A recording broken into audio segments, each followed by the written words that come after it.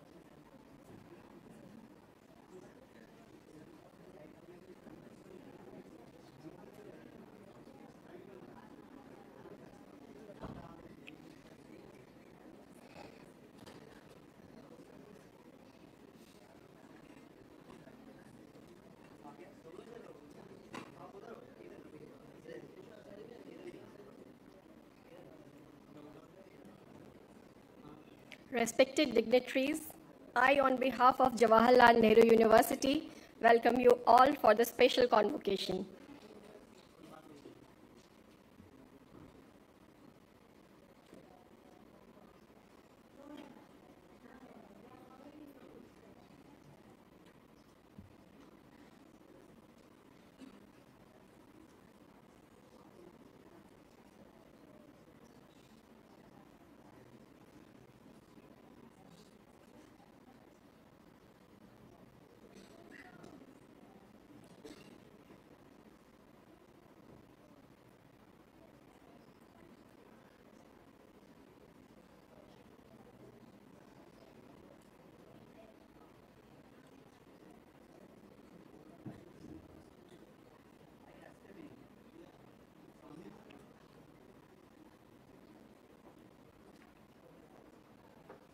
Once again, I request everyone, as our Excellency has arrived, kindly switch off your mobiles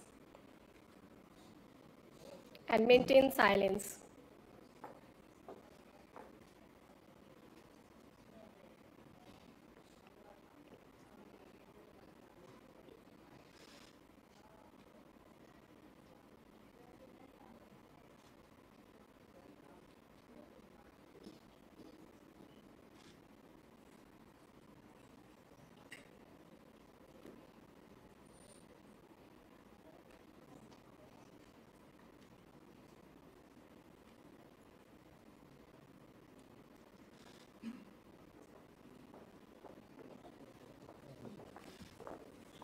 I request everyone for the standing ovation for Her Excellency.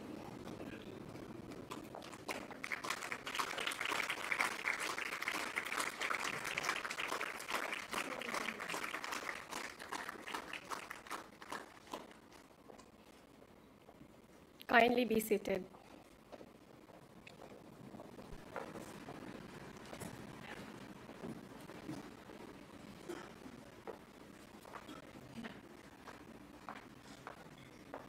Namaste. Good morning, ladies and gentlemen. We are congregated here today for a momentous occasion which will further strengthen the already established Indo-Tanzanian bilateral relations. We welcome you all to this special convocation ceremony of India's premier university, Jawaharlal Nehru University. Today, we have the privilege of conferring an honorary doctorate degree upon our distinguished guest, the first women president of Tanzania, Her Excellency Samia Suluhu Hassan.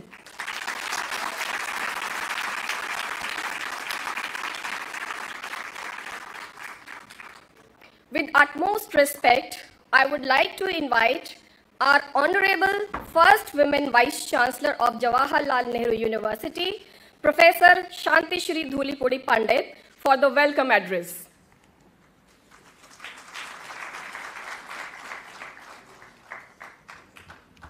Namaste to all of you. Good morning.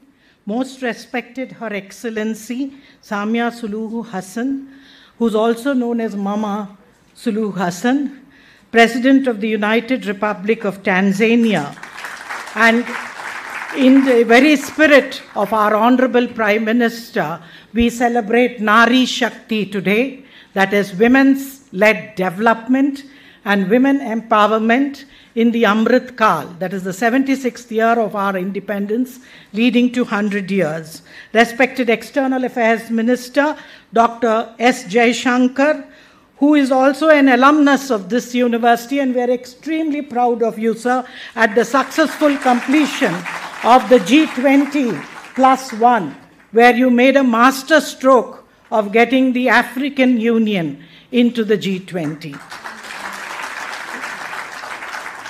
Respected Education Minister Shri Dharmendra Pradhan, who has transformed the role of higher education institutions through his revolutionary National Education Policy 2020, because of which, Your Excellency, we thank you for hosting the first IIT campus abroad in Zanzibar, which also brings in the internationalization of Indian education. And let me tell you, both IITs and JNU are public institutions funded by the government of India. So thank you, Minister, for being here today.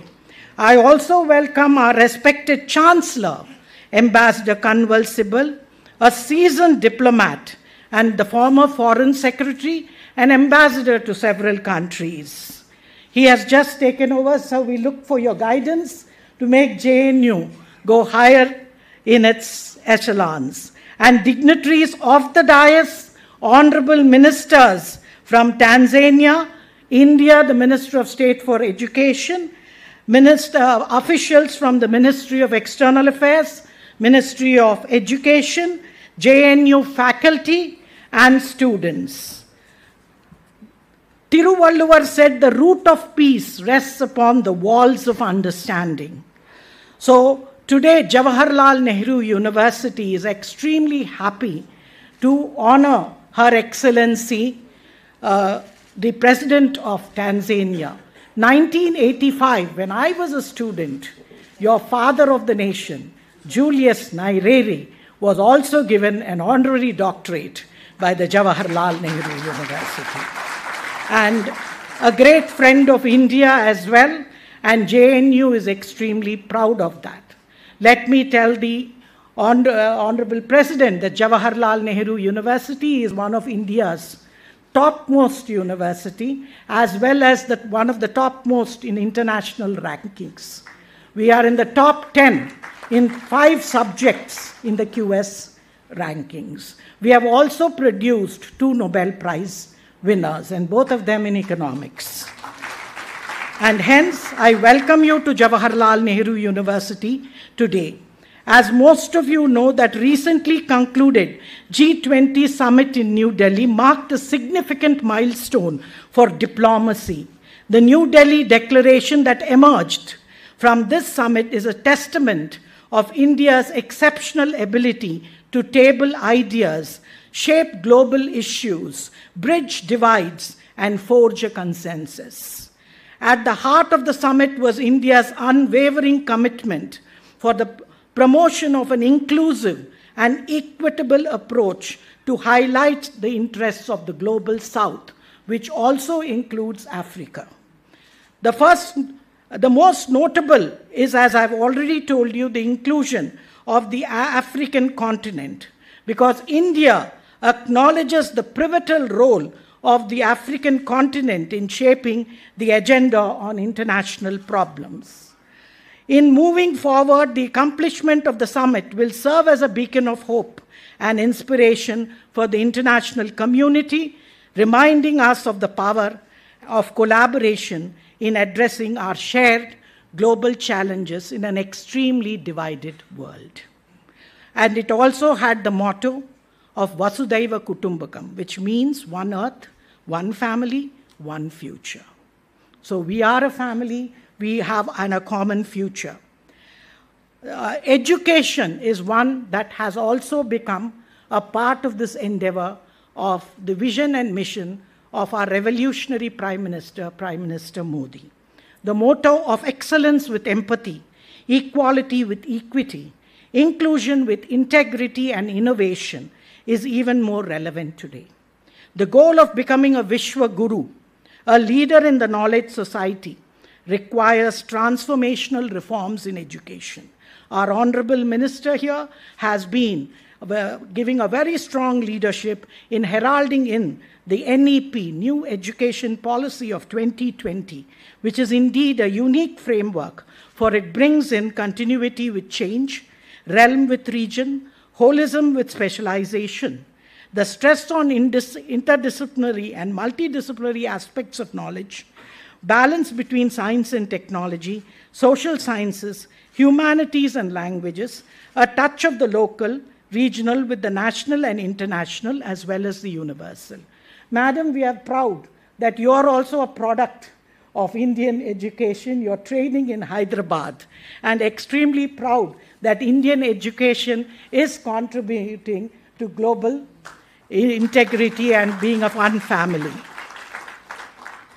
I would also like to only say that JNU also has a Center for African Studies, which began in 1969 as a special center, and in 2009 it became a specialized center where we study issues related to Africa politics and governance. And we also have Ministry of External Affairs has established the Nelson Mandela Chair in Jawaharlal Nehru University, where we invite African academics to come and be part of our staff and faculty to take lectures for a semester or two.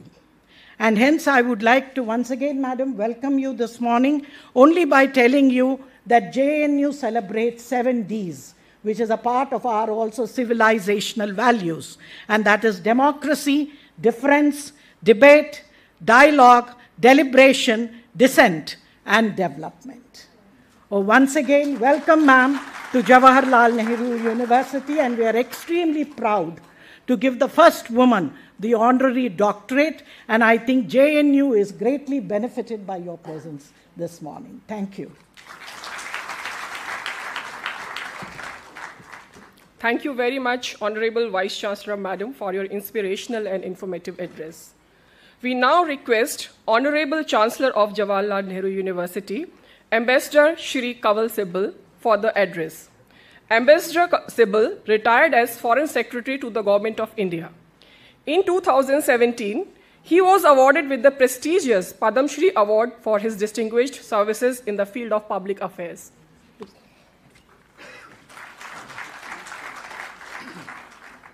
Honorable President of Tanzania, honorable ministers on the podium, honorable Vice Chancellor.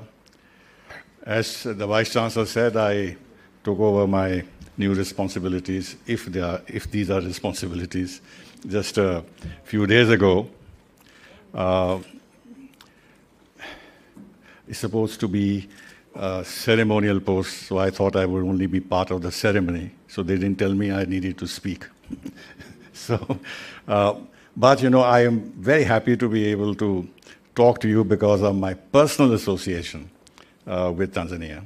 As Deputy High Commissioner of India in Tanzania from 1976 to 79, at the time when Mwalimu Julius Nyerere was president, I got to know the country and its people, and of course its wonderful game parks. One of the people I met and cultivated and got to know rather well was Mr. Ben Makapa when he was in the Daily News. And later, when I followed the career a little bit, he became the president of your country. I knew another gentleman, Mr. Maramba. He was the head of the Small Industries Development Organization. I couldn't follow his career, but we had a very good relationship because it is in this area that we were cooperating a lot with Tanzania to help set up small industries in the country. And then, of course, we climbed the Kilimanjaro in January 1977 with Colonel Amin Kashmiri. But the interesting part is this, that they wanted absolutely the same gentleman who planted the Uhuru flag on Kilimanjaro in 1960, 60. That is Major Nirende. And but Nirende was in Zambia at that time. And he was drinking a lot of beer, so he was not as fit as he was when he first climbed the Kilimanjaro. So we went up. In the last stretch, the people around wanted to make absolutely sure that he reached the top. So they physically carried him in the last few meters to the top. But it was a wonderful experience. And of course, the remarkable game parks that you have, whether it's in Ngorongoro, or it is Serengeti, or Manyara, where the lions sit on the trees, what have you. It was, and then, of course, there's a personal touch. My son was born there, in Muhimbili Hospital. And so I have very strong emotional connections, political connections, in the sense of great regard for this country. At that time, of course, President Nyerere and his whole concept of Ujama villages and everything else, in order to have grassroots development in the country, I think a little bit akin to Mahatma Gandhi's own idea that you must develop the rural countryside and the villages so they become self-sufficient. And that's the path to development rather than industrialization and this and that. That was not very popular in Africa at that time. The World Bank was not interested in helping the Ujama concept. They wanted to build up Kenya as an alternative model. Anyway, our foreign minister visited at that time. Mr. Jumbe was the vice president, and he was the president of Zanzibar. So we went across, and he gave a big trunk full of cloves to our foreign minister. And I got a packet. And my mother said that these are the best cloves that she's ever come across. You produce the best cloves in the world. Now, on a more serious note, as you know, we have always paid tremendous attention to Africa. Always, always. The legacy of Mahatma Gandhi, but not only that. I think now there is now widespread acceptance that Africa is a new continent. People don't have a proper idea of the development that is taking place in various parts of Africa. So there's tremendous potential there, and the whole approach to Africa by the rest of the world community has to change. But in our case, I think we never had that kind of an exploitative approach towards Africa, that you extract minerals and everything else. It has never been. It is much more cooperative in nature, building up capacities in various areas, training, education, capacity building in general, health, IT, what have you, and do projects which the country wants, not which sort of suit our own interests. We, as was mentioned, took the lead to propose the membership of the African Union in the G20 successfully. But before that, as you know, as part of the Of course, at the G20, we focused on the Global South in a big way. As the Foreign Minister will mention, that we had this meeting of Voice of the Global South in 125 countries participated virtually. But it goes further back. There was the South Commission, of which President Julius Nyerere was the chairman. Our former Prime Minister, Manmohan Singh, was the secretary. So this whole concept of solidarity with the Global South has been very much a part of our foreign policy. And in this, I think Tanzania has a very central feature. Thank you very much.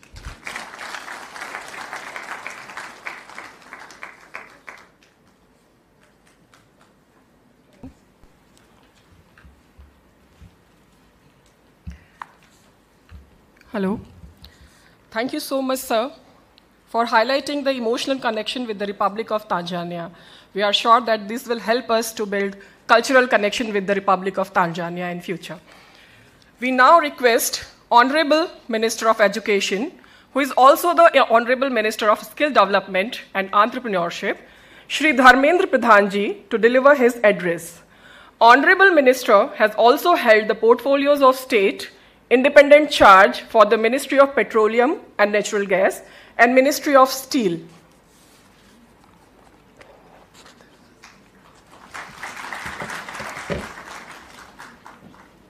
Good morning. Your Excellency Dr. Samia Suluhu Hassan, President of United Republic of Tanzania, distinguished ministers and member of delegation of Tanzania, External Affairs Minister of India, Sri Jaishankar Ji, Chancellor of JNU, Ambassador Kanwal Shibbal Ji, Vice Chancellor of JNU, Srimati Shanti Sri Pandit Ji, esteemed members of the diplomatic community from various African nations present here, senior officials from Government of India, representative head of academic institution and think tanks, faculty members, my dear students. I would like to extend a warm welcome to Your Excellency President Samia Suluhu Hassan and the dignitaries accompanying her. It is my profound honor and privilege to be here today on the occasion of the conferment of the honorary doctorate on the first female president of Tanzania. Your maiden state visit to India, Excellency, is historic and will contribute to the further consolidating the long-standing friendly ties between India and Tanzania. Today, the leadership provided by you and Prime Minister Narendra Modi ji guides India-Tanzania relations to greater heights. Tanzania is a key African partner of India. We count on your support to amplify the concern and the aspiration of the global South on the international stage, especially in the field of education and human resource development. Both our nations have youthful demographics and face similar challenges, primarily delivering skill-focused, market-aligned higher education. We therefore need to collaborate more. Excellency, India has a vibrant higher education ecosystem with 55,000 higher education institutions, 42 million students, and 1.6 million teachers shaping the future of our nation through their shared pursuit of excellence. To further strengthen this pursuit, India is implementing an aspirational National Education Policy 2020, which has brought to transformative reforms in our educational ecosystem. Built on the foundational pillar of access, equity, quality, affordability, and accountability, it aspires to create responsible global citizens. We have brought in reforms to improve the quality of higher education by promoting multidisciplinary and flexibility through multiple entry and multiple exit. We have made great strides in creating digital public infrastructure in education system. Through multimodal delivery of education, we have democratized access to knowledge and reached more people in remote areas. We are revolutionizing vocational education by creating framework and infrastructures for seamless integration of school, skill and higher education and promoting industry-academia linkage. We have been actively sharing our knowledge and expertise in capacity building and higher education with fellow development partners in Africa in the spirit of South-South cooperation. Recently, we witnessed the joyous moment of welcoming the African Union as a permanent member of G20 under India's presidency. I am confident that this will further strengthen the G20 and the voice of Global South. Every year, a number of foreign students come to India for their education in India university and colleges. We are happy that many Tanzanian students prefer to come to India for higher education. We have recently revamped our Study in India portal to ease the admission and visa process for foreign students coming to India. India boasts of a large number of educational institutions of excellence such as Indian Institute of Technology, Indian Institute of Management, and National Institute of Technology, among others. I am happy that the first offshore campus of any IIT is being set up in Zanzibar.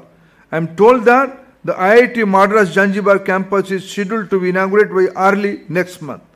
Excellency, this institute will prove to be a milestone in educational cooperation between our great nations and continents by providing students from Tanzania, other African countries with access to world-class engineering and technology education.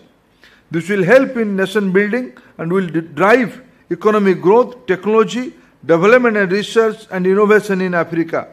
In this regard, I must sincerely express my gratitude to you and Government of Tanzania for hosting the campus. Guided by our National Education Policy 2020, India is actively contributing to deepen cooperation with our development partners in Africa. We strive to work with you hand in hand to equip our youth with 21st century education skills to prepare them for the future. We are encouraging our base skill development institutions to go to Tanzania and other African countries. Excellency, I would also be coming to Tanzania for this pivotal role in promoting the education agenda domestically and regionally through its national strategy for growth and poverty reduction. The successful implementation of primary and school education development programs and the successful hosting of African Human Capital Heads of State Summit, among other accomplishments. Under your leadership, I am confident cooperation between India and Tanzania in the field of education and development of human capital as well as the people-to-people ties will continue to intensify. Madam President, let me compete with our Chancellor, Ambassador Sibal. He fondly recollect his memory of Tanzania's period. Recently, Madam President, one of the young girl from my native town in the eastern part of country, I belong to a state, Odisha, from a native small town. One girl climbed the Kalimanjaro mountain and he brought the pride for all of us. With these words, I once again welcome Your Excellency and your distinguished delegation and congratulate you on receiving this prestigious Supportive and encouraging all academic endeavors in JNU. Now we are privileged to have with us the Honorable Minister of External Affairs of India, Dr. Subramaniam Jaishankar, a renowned diplomat.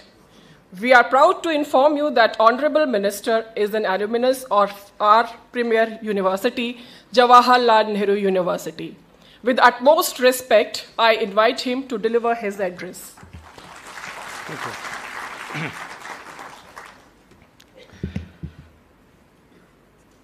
Your Excellency, President Samia Suluhu Hassan, esteemed ministers from Tanzania, my cabinet colleague, Shri Dharmendra Pradhanji, Honorable Chancellor, Shri Ambassador Kamal Sibalji, Vice Chancellor, Dr. Santishri Dhulupudi Pandit, Excellencies, dignitaries, ladies, gentlemen, students. Namaskar, Habari, good morning. It is a matter of great pride for us to confer the honorary doctorate on President Samia Suluhu Hassan today from the Jawaharlal Nehru University. I take particular satisfaction in this as an alumnus of this university. Honorable President is no stranger to India and has personally experienced the capabilities of Indian institutions. Though it is our first chance to welcome her as the President of Tanzania, we greet her as an old friend. By honoring her with an educational conferment, we not only recognize her long association with India, but highlight this particular aspect of our relationship. Education and capacity building are important facets of our bilateral ties. Over 5,000 Tanzanian nationals have been trained in educational institutions in India under our iTech program. India also plays host to several Tanzanian students who study in India. And in our universities, young minds brim with confidence as they shape India's future through their startups, inventions, and innovations. They carry a profound sense of responsibility and duty towards our collective future, and I'm sure that their Tanzanian fellow students certainly benefit from that. Taking this link further from our side, Tanzania is, as you have all heard, the preferred destination to set up the first overseas campus of the Indian Institute of Technology in Zanzibar. Classes for the first batch are scheduled to begin this month. The institution has the potential to become the premier center for technical education for the entire African continent. It is symbolic of our cooperation with the Global South, and I deem it a personal privilege to have been present in Zanzibar at its inauguration. As I noted, the first cohort of, I believe, 70 students has been finalized, and it actually reminds me of my own years in JNU because these years were the inception years of this university. Providing a voice for the Global South has been the overriding concern of our G20 presidency. And again, you're all familiar that we consulted with 125 countries at the Voice of the Global South Summit to ensure that the G20 addresses the fundamental issues of the developing world. The inclusion of the African Union into the G20 as a full member was one of the highest successes of our presidency. But I would like to take this occasion to underline that the rise of Africa is, we believe, central to global rebalancing. Our support for that process is therefore unstinted.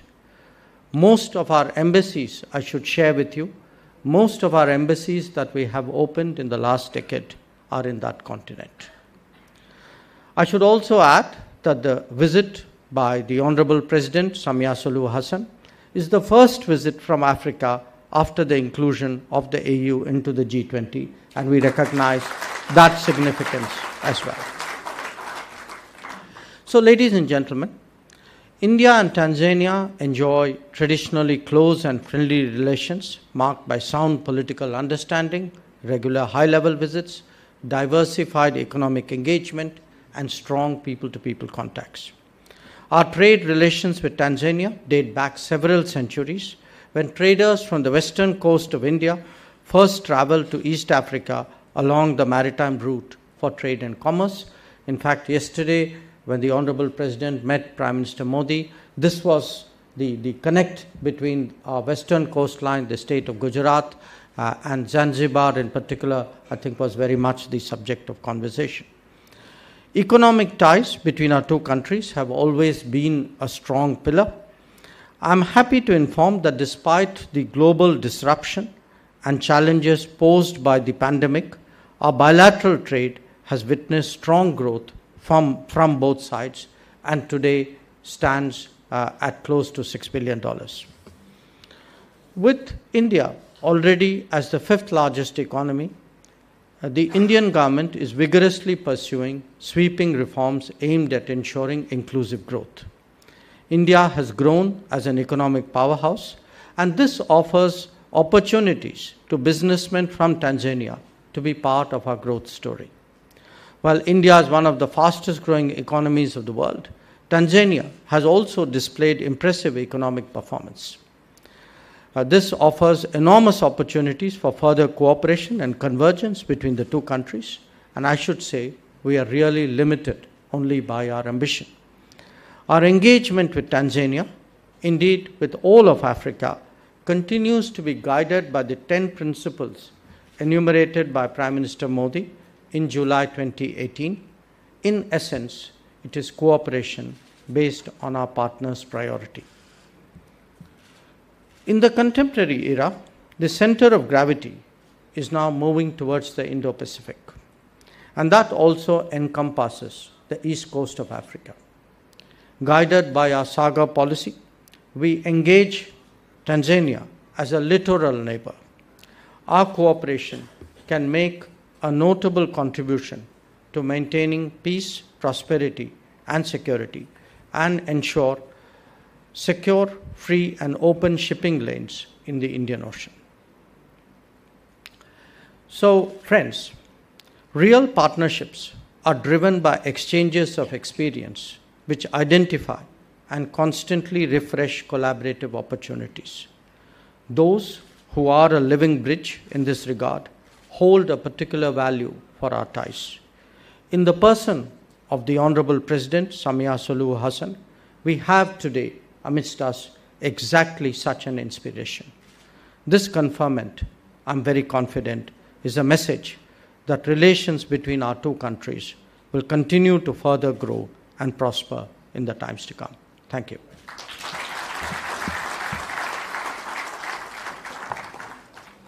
Thank you very much, sir, for sharing your wisdom on bilateral relations of India and Republic of Tanzania, and also for your experience with us today. Thank you so much, sir. We have now reached the momentous part of our ceremony, the conferment of the honoris causa upon our highly revered, esteemed guest, Her Excellency Samia Suluhu Hassan, the first woman president of the United Republic of Tanzania. Now I invite the first women vice chancellor of Jawaharlal Nehru University, Professor Pandit, for the conferment ceremony. By virtue of the authority vested in me as the Vice Chancellor of Jawaharlal Nehru University, it is my privilege to confer the honorary doctorate, honoris causa, on Her Excellency, the President of the United Republic of Tanzania, Samia Suluhu Hassan. From now, Dr. Samia Suluhu Hassan, for Indo-Tanzanian relations and India-Africa relations, and for Nari Shakti.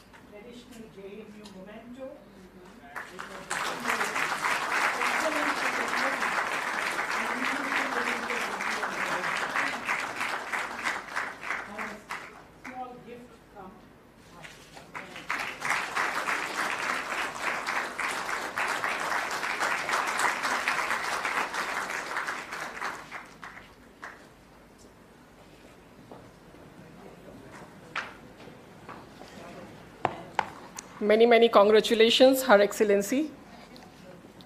Ladies and gentlemen, we now humbly invite Her Excellency Dr. Samia Suluhu Hassan, President of the United Republic of Tanzania, to kindly come and grace us with her words of wisdom.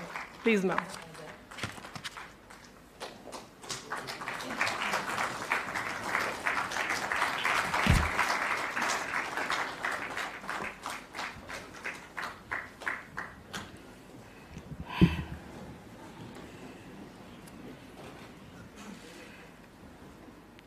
Honorable Minister of Foreign Affairs, Dr. Jaishankar, Honorable Minister for Education and Skills Development, Shri Dharmendra, Honorable Minister for Education, Marumo Debi, Chancellor of the Jawaharlal Nehru University, Professor Shantishri, Vice Chancellor, senior Indian government officials here present, ministers, permanent secretaries, and other members of my delegation, faculty members, fellow alma mater and students, members of the diplomatic corps, distinguished guests, ladies and gentlemen, namaste and good morning. The world say, there's no midway in falling in love with India. Be it an Indian song, Indian movie, or Indian cuisine. It is very difficult to resist an Indian charm, and I agree. I have experienced it when I came to India for the first time in 1998 to study at the Hyderabad National Institute of Development and Administration. The memories were still vivid, and I can attest further for the colorful reception I received during this visit as a president of my beloved country. Thank you very much, India. Colleagues, a few minutes ago, I came into this university as a visiting guest.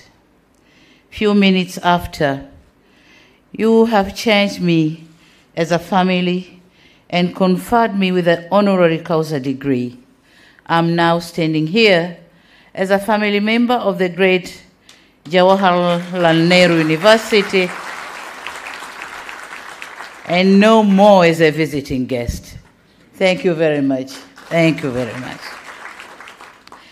This is what makes India irresistible. This is what makes India incredible India, not just of the beauty of its landscape, but also the generosity and the kindness of its people. I'm humbled that my new family boasts of illustrious members, including the current Minister for External Affairs, Honorable Dr. Jaishankar, and the current Finance Minister, the Honorable Nirmal Sitaraman, who both graduated here. And I'm told even our Indian ambassador to Tanzania is a member of this university. So thank you very much. Mr. Chancellor, Right Honorable ladies and gentlemen, my heart is brimming with gratitude and my soul is humbled by the profound recognition bestowed upon me by this great university. Receiving an honorary doctorate is an extraordinary privilege that I accept with great pride and humility. I extend my heartfelt appreciation to Jawaharlal Nehru University for deeming me worthy of honoris causa. This honorary causa degree will forever be etched in my history as the first to be awarded to me by a foreign country. Definitely, I've got one. I've got one from the University of Dar es Salaam, but this is the first one to be conferred by the foreign university. Thank you very much. Thank you for decorating and adding color to my history. Thank you for the kind words you spoke about me and the reason behind conferring me with this honor. For a moment, as the citation was being read, I paused and reminisced and appreciate the long and laborious journey I have endured, the heavy weight I have lifted, and the remarkable contribution I've made to my country so far. Really, Rarely I do get time to breathe, unwind, and appreciate the journey, since life in the presidency gives one no time to think and reflect about oneself. You always think and reflect about the people. It has been and will always be a journey for the people, the country, and the world. Today, you gave me an opportunity to reflect. The flashback took me to my tiny coastal village at Kizimkazi in the islands of Unguja, Zanzibar, where I was born and raised. I reflected on my childhood as a girl child in a predominantly traditional African and Muslim community.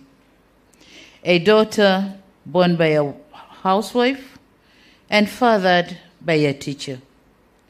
Had little chance and no hope of becoming a president of Tanzania, especially given my educational journey where I studied higher education while working. Never had I dreamed of having a prefix before my name, but today I have it. Let alone dreamt of this prefix coming from a prestigious university, which is miles away from home. I become, certainly, not because I'm extraordinary, not because I'm self-made, but because I'm a product of many pair of eyes and hands which saw the potential in me, nurtured and supported me. I'm forever grateful for my late parents who saw an importance of investing in a girl child, taking me to school and supported my quest in furthering my education. To my family, who supported me throughout in my career, who tolerated my absence in their lives and allowed me to pursue further studies in a political career. And among them, my son is here, Abdul, if you can send and see.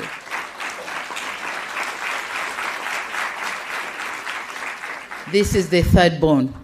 There is a brother and a sister on top of him. Not least to my friends, mentors, and the entire support system. To all of you, I say thank you very much. This award also goes to the leaders and members of my party, the Chama cha Mapinduzi CCM, which entrusted me with many roles and opportunities, including being the presidential running mate and later the chair of the party and the President of the United Republic of Tanzania. It also goes to Tanzanians who gave me the honor of being their president and lent me their trust and overwhelming support. But in particular, this award I dedicated to the Tanzanian girl child who live in the remote parts of the country. I want them to know that with hard work and commitment, all glass ceilings can be torn down. I'm acutely aware that whatever I achieve as a leader of my country is partly because I'm standing on the broad shoulders of my brothers, my predecessors, who have dedicated their lives into making the institution of presidency into what I have inherited. Their legacy is woven into the very fabric of this institution, and it is with profound reverence that I accept this honor also in their names. I could go on and on thanking everybody, since my success, if any, is accumulation of many trusts, many efforts, and many supports I've received on my way up.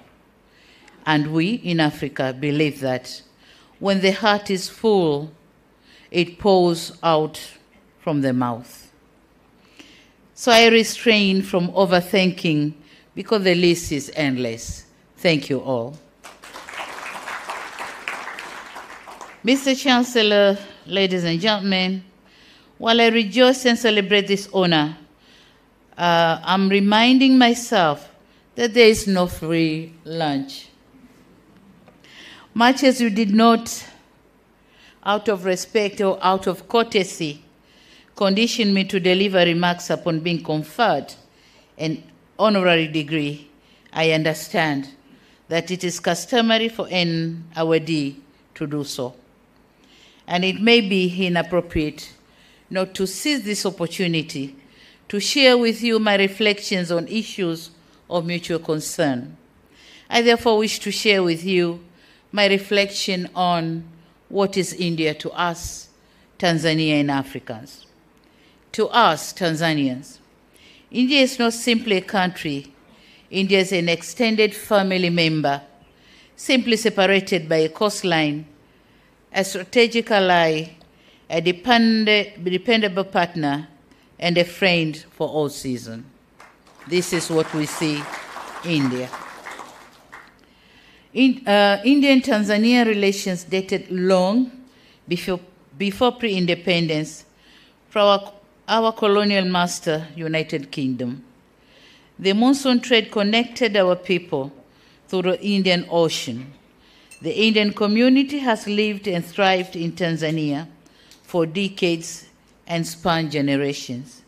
They form part of Tanzanian citizenry and contributed to our struggle for independence and national building thereafter.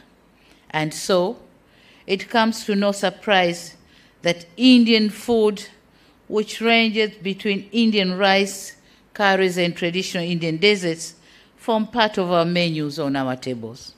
Moreover, some Indian words like laki, pesa, kalam, rang, tayar, lekin, dunia, and kismat, they are also part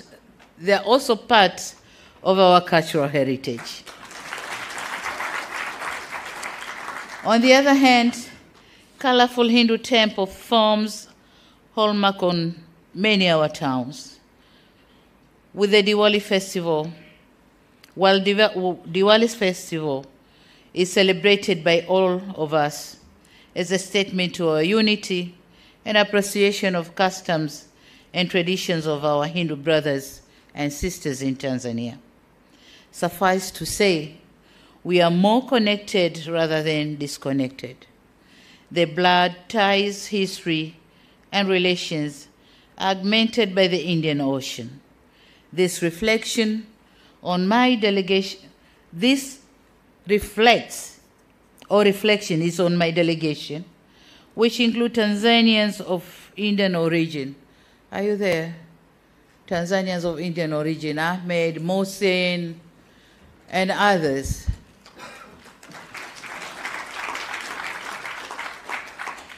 They are Tanzanians, not Indians. This is what I meant when I said India is our extended family. So here are two, but we have many of them. And some of them, they haven't even traveled to India. They were born in Tanzania and they die in Tanzania. So you could see the level of the connection we have between Tanzania and India. Traces of our connectedness are also evident in trade. India is our fourth largest trading partner. In the past 5 years, our bilateral trade volume has increased from $2 billion in 2017-18 to $6.5 billion in last June of 2023. India is also top 5 investment source for Tanzania, with 631 investment projects worth $3.7 billion. These are not words. These are numbers. And we all know words speak louder, but numbers speak clearer.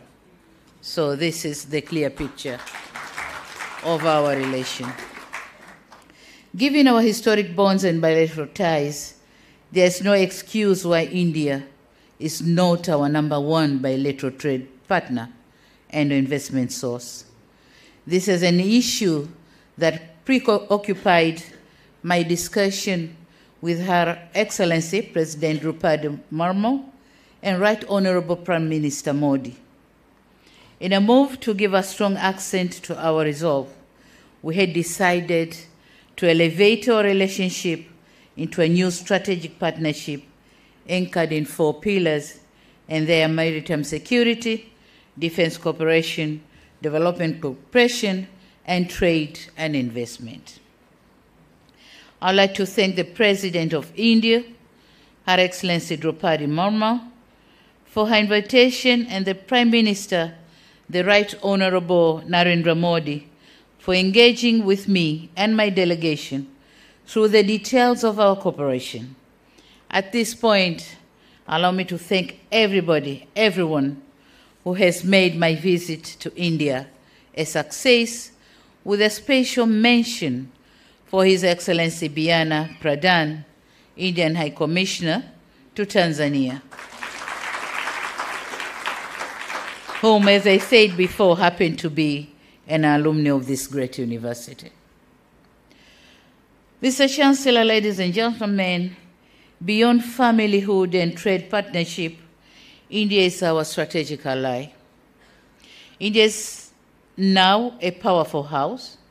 It possesses needed soft and hard powers enough to shape the outcomes, influence change, and able to raise a voice to be heard in the lobbying corridors and rooms where world decisions are made and our fate as a developing country is decided.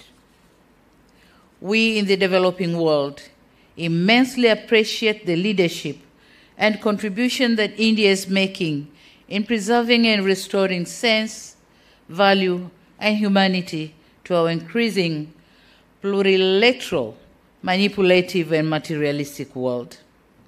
India is our formidable member, in the non-aligned movement, the Commonwealth, and Group 77 in the United Nations, continues to be our voice and mouthpiece in avenues where we don't have seat. We trust India's leadership, not because of its sheer size and economy, but because of its historic contribution and moral standing. India has remained truthful and loyal to the cause of the global South and the developing countries in general. We appreciate the fact that you have continued to uphold the importance of multilateralism and valuing society over market. That means they value people over profit. The role that builds hope for a better future. We in Africa are delighted with India's ascendancy to a position of global influence. We are comfortable because we are confident that India will never forget Africa. Signals and actions by India justify our confidence. India has advocated for the admission of the AU as a permanent member to the prestigious club of G20. This is a just gesture. And as a first African president visiting India, and on behalf, we congratulate, on behalf of my heads of state and government from Africa, we congratulate and commend India for successful completion of the G20 summit and be able to advocate for Africa to be a full member. Thank you so much. Tracing back, India played an important role in the decolonization of Africa. India provided material support for the armed liberation struggle of Southern Africa.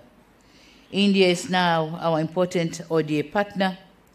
India has formalized our engagement through India-Africa summits and by opening first overseas campus of the world-renowned Indian Institute Institute of Technologies in Zanzibar, it has demonstrated desire to export success in skills and development and technologies to Africa.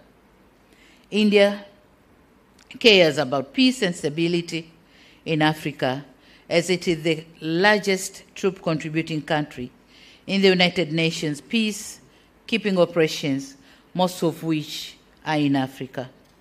We in Africa can say here today, without fear of contradiction, that even when India reaches a pinnacle of global power, as it is bound to at some point, it will still retain the noble cause of global South in her heart.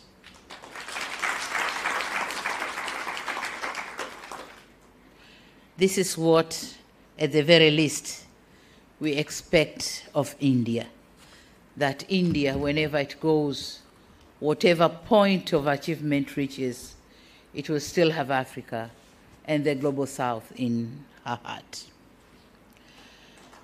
We are living in a different era of confronting new realities and new challenges that India cannot overcome them alone, neither can Africa. Having united our efforts can increase our strength to face them and leverage our power to tackle them. Our partnership has helped us before to fight against piracy in the Indian Ocean, to help regulate and conserve our shared marine resources through the Indian Ocean Tuna Commission. We also stood up against unfair trade proposition in the WTO and pushed for the reforms in the United Nations and its Security Council. On another side, the COVID-19 pandemic exposed us to the realities of inequality.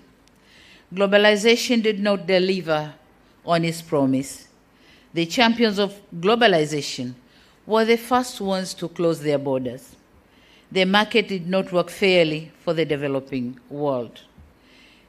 When it comes to vaccine and PPTs, and the narratives of leave no one behind and global public good became nothing but empty rhetoric. True colors came out and masks of the big powers fell off. India, fortunately, did put humanity first the humanity first by supplying millions of doses of vaccines to about 100 developing countries. This was admirable, but we need to do more together to prepare for the inevitable future pandemics. They need to invest in global health security to prepare our countries for future pandemics is imminent. Having vibrant pharmaceutical industry and advancement in research and development, I'm convinced that India is better placed to take leadership on this important crusade. We must work together to win the next test. Ladies and gentlemen, another area of convergence for Indo-Africa partnership is our noble fight for a just green energy transition. Much as we are positive about green energy transition, we are of the opinion that the time frame and the course switching towards a greener path should observe the principle of common but differentiated responsibilities. By saying so, we are not rebelling, but we are simply calling for justice. A just greener transition. Certainly, this is not too much to ask to the world. But India, being the world's 5th largest producer of solar power and the world's 2nd cheapest solar power, it stands a chance to impact Africa positively in terms of green transition. India provides an opportunity for Africa to leapfrog energy crisis in underserved areas through affordable and adaptable off-grid and mini-grids equipment and infrastructure. Likewise, Africa offers India the scale to expand its green energy industry and lead the transition. Ladies and gentlemen, in conclusion,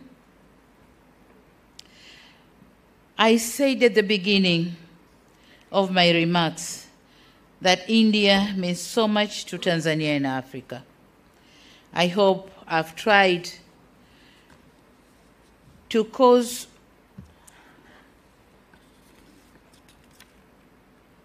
in the course of my delivery to shed light on what India means to us as extended family, a strategic ally, and a reliable partner.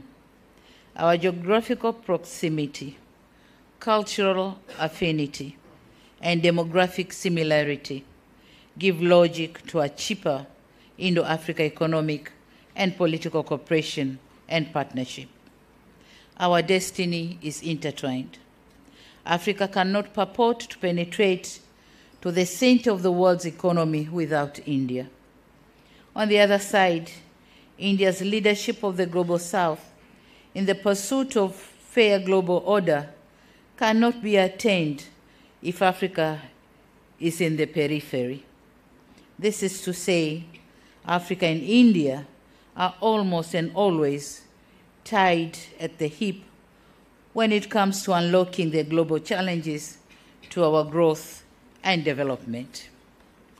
In our struggle against colonialism and our cry on fairness in the global financial architecture, the principled world economic order, India has always been a shoulder for Africa to lean on. Next year, we are commemorating the 5th anniversary of the Declaration for the New International Economic Order, of which India was the main proponent. We must admit there was over-optimism in terms of the timeline and scale in attaining the new international economic order, and that resulted in disappointment.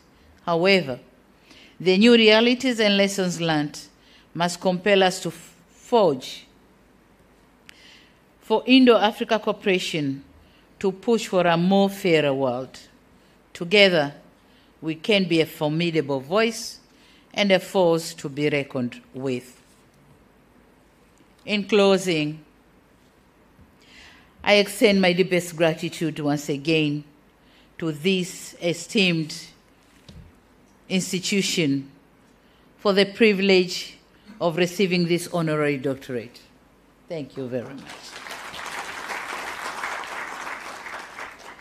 I accept it not as a culmination of my efforts, but as a reaffirmation of the boundless potential that hard work, dedication, and selflessness holds for us all.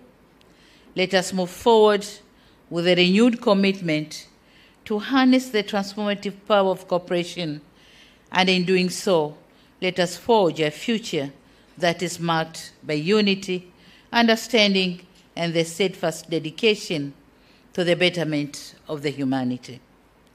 This honor comes with responsibilities and expectations.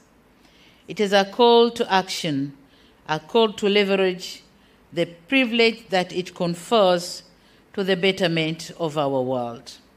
It is a call to use our knowledge, our skills, and our resources to effective positive change, to advocate for those whose voices have been marginalized, and to champion causes that resonate with the values we hold dear.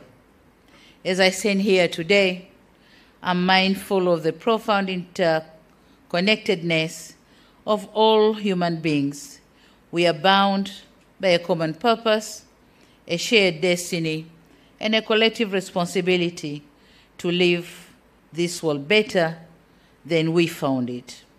Together, we have the capacity to shape a legacy of compassion, empathy, and progress that will endure generations to come.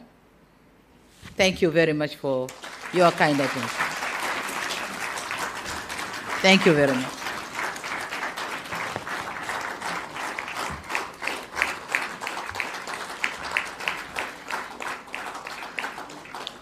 Thank you very much, Her Excellency, for sharing your love and deep connection with our beloved country, India. We wish that India's and Tanzania's bilateral relations and cooperation in all spheres will reach new heights under your dynamic leadership. Thank you once again, Madam, for your inspiring words and insight. Now I request Professor Ravi Kesh, Registrar of Jawaharlal Nehru University, to propose the formal vote of thanks.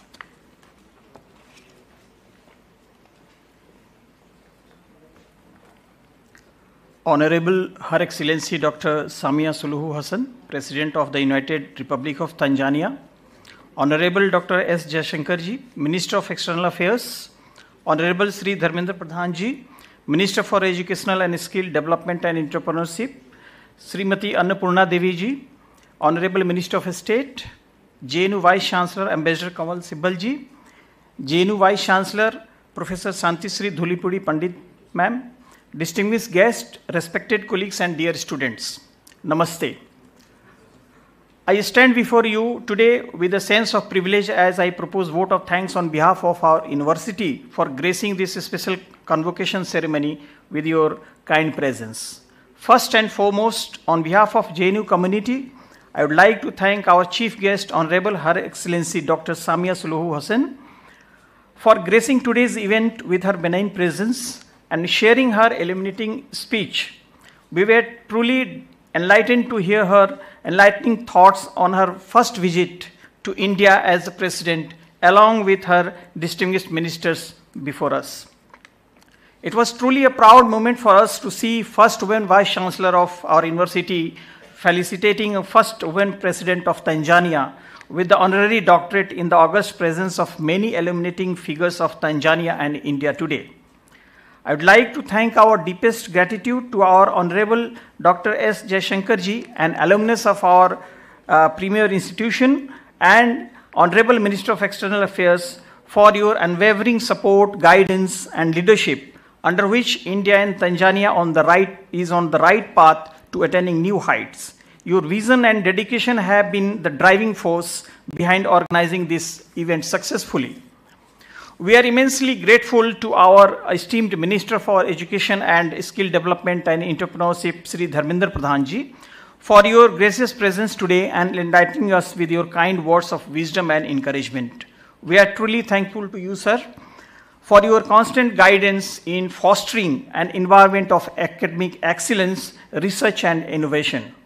We are grateful to our Venerable Chancellor, Ambassador Kamal Sibal ji, for his constant support, guidance, and encouragement. I must also thank our Vice Chancellor, Professor Santisri Dhulipudi Pandit ma'am, for her initiative, guidance, and constant encouragement in organizing this special convocation successfully. I must thank all the dignitaries and heads of various government organizations and think tanks who have graced today's special occasion and encouraged us. We offer our sincere thanks to all the deans and chairpersons and students of JNU and other institutions for extending your active support and cooperation in making this program successful. I convey our gratitude to the officials of Ministry of External Affairs, Ministry of Education, Ministry of Skill Development and Entrepreneurship, Delhi Police, Convocation Committee of JNU, the event organizations, and all volunteers for providing much needed logistic support, venue, and human resources, whose countless hours of planning and coordination have made this event a success. Last but not the least, a special thanks to all the students who have joined us today in online mode and offline mode to witness this special event. Once again, thank you all for being part of this momentous occasion. Thank you.